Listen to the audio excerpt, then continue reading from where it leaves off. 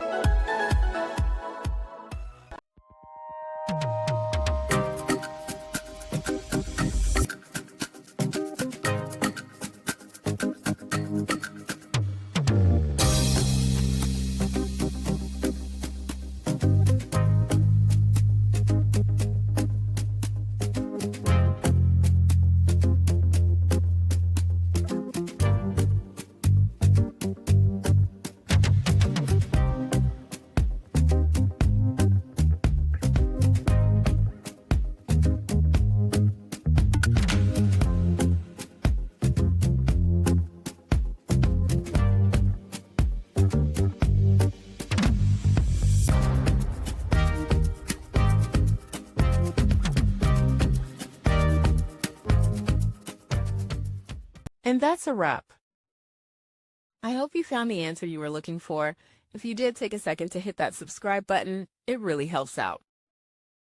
And let me know in the comments which solution worked best for you. See you next time in the debug zone.